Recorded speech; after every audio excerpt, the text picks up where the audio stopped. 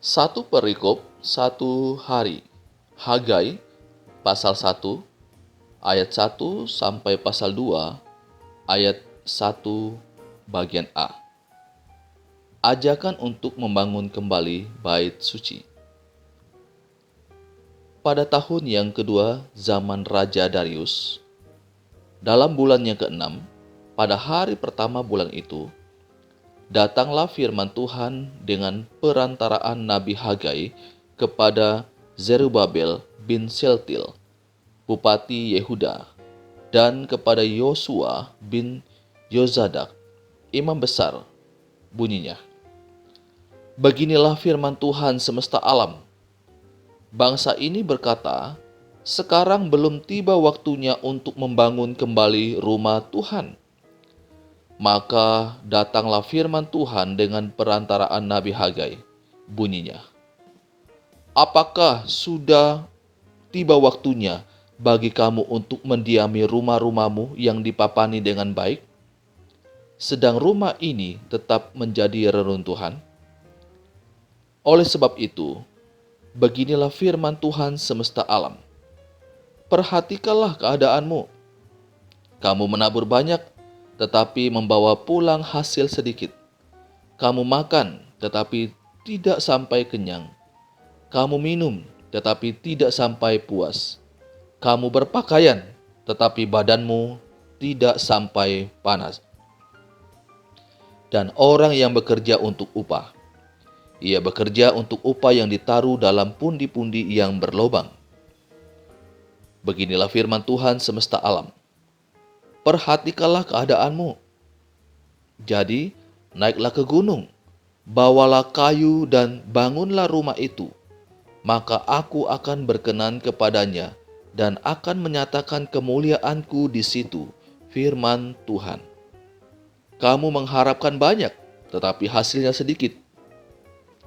Dan ketika kamu membawanya ke rumah, aku menghembuskannya.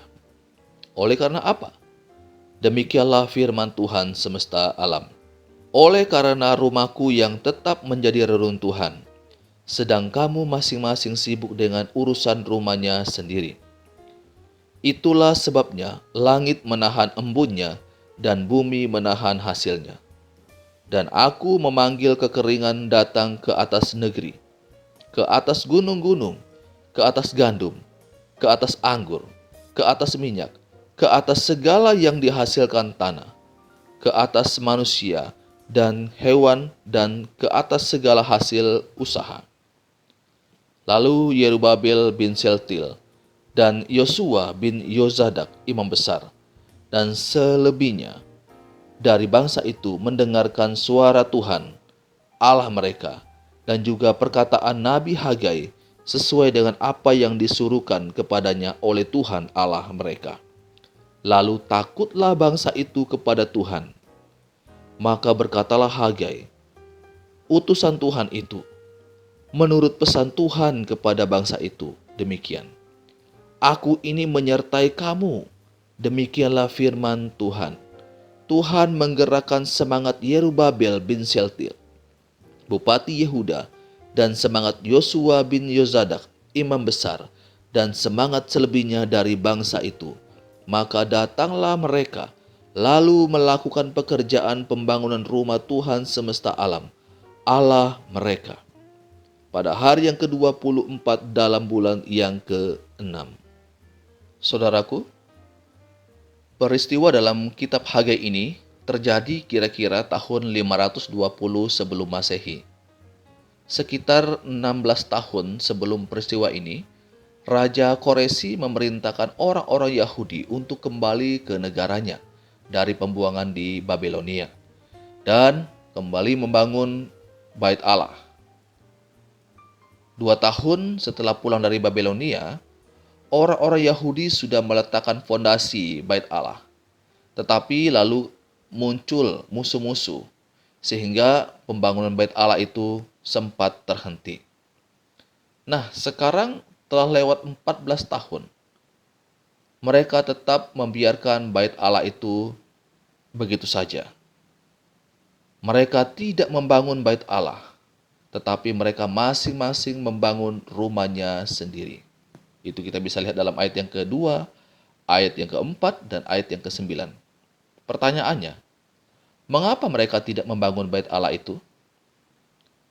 Karena mereka menganggap belum waktunya.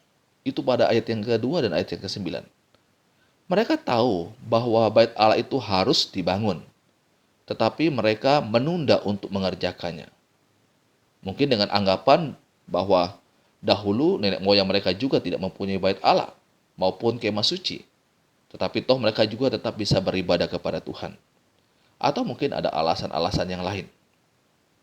Nah, yang membuat Tuhan marah bukan hanya karena tidak mengerjakan pembangunan bait suci itu, tetapi karena mereka sibuk dengan membangun rumah mereka sendiri, mempercantik rumah mereka sendiri, dan akhirnya mereka mengabaikan rumah Tuhan, pekerjaan Tuhan. Sehingga akibatnya apa? Dari sikap mereka ini yang mengabaikan pembangunan bait Allah, maka Tuhan berkata, "Kamu menabur banyak, tetapi membawa pulang hasil sedikit. Kamu makan, tetapi tidak sampai kenyang. Kamu berpakaian, tetapi badanmu tidak sampai panas. Dan orang yang bekerja untuk upah, ia bekerja untuk upah yang ditaruh dalam pundi-pundi yang berlobang."